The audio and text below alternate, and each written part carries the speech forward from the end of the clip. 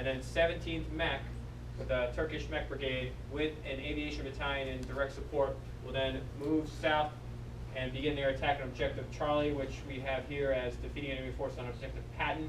And this, as a decisive operation and the main effort for this phase, will force the withdrawal of the enemy forces south of the IB.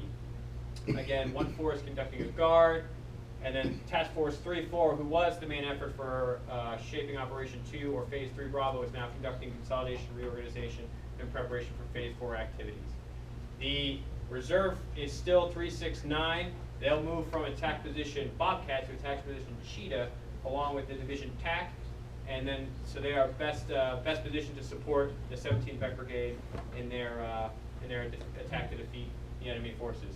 Decision point 6 is the decision point 6 here is the air assault, and decision point 7 is, sorry, I made a mistake. So decision point 6 is the activation of 369 from Cheetah to support 17 Mech, and decision point 7 is, because this is our decisive operation, is notifying the LCC if the 17th Mech and 369 fall beneath 40% combat power, then we'll notify the land component commander and then send 125 SBCT from the north as the land component reserve. All right. Forgot to mention the priority of planning. So for 369 and attack position Cheetah, its first priority planning is for the 17th Mech. Its second is for 1-3, disrupting to the east. And then its third priority planning is for the 12th UK Armor Brigade to the south, fixing on Objective Alexander. At end state for this phase of the operation, enemy forces are withdrawing and moving south to the IB. Phase line Willow is our limit of advance. The idea is to get them south of this, and then this is this area sandwiched here between the C-Flick and phase line Willow becomes the exclusion zone.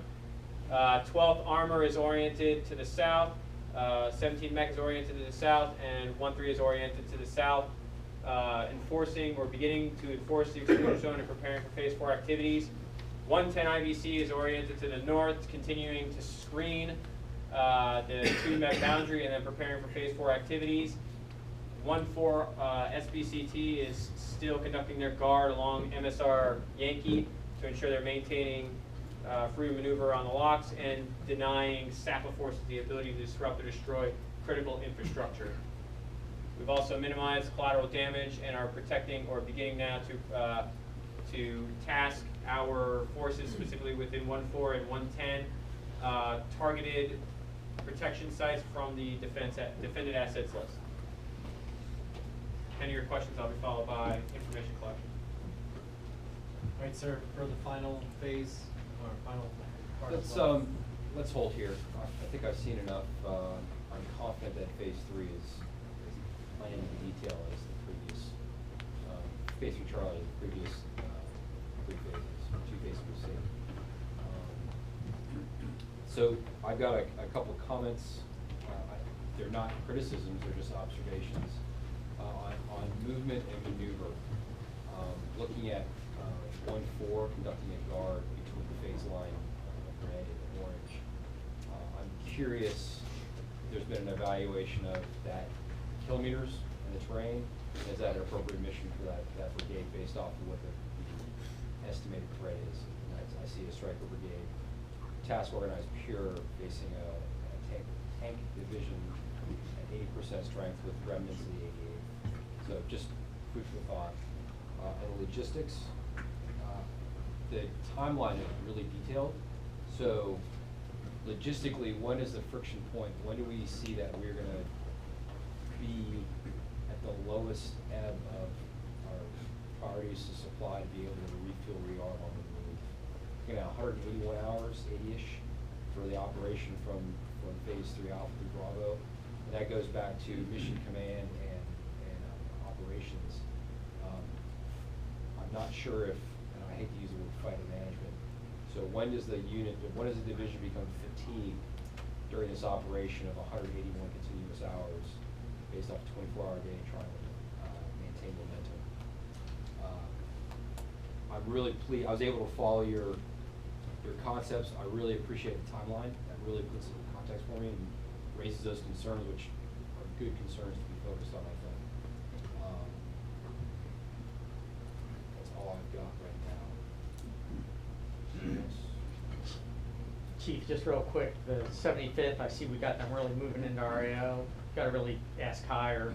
I know you're probably gonna make this coordination, but that's not definitive yet. We don't have position authority then. You got them moving over to COA.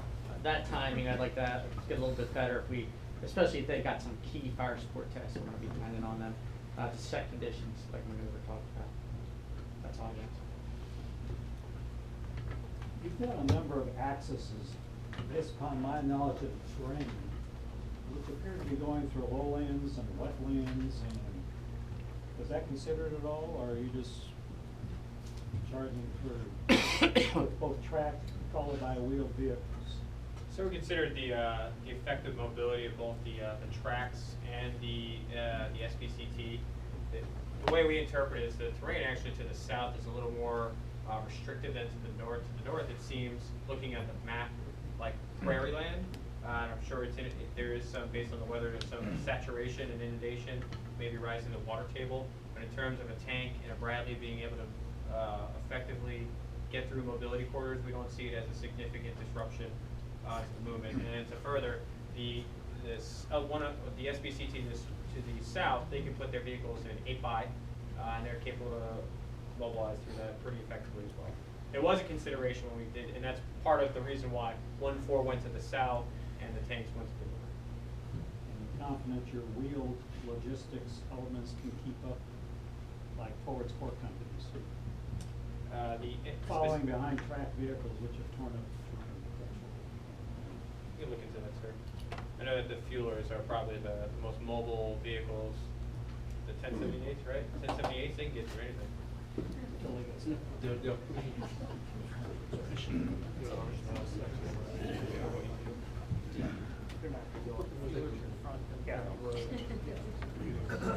All right, yeah, in the interest of time, no comments here, because we'll figure out which COA we go with, and then there'll be comments after that, but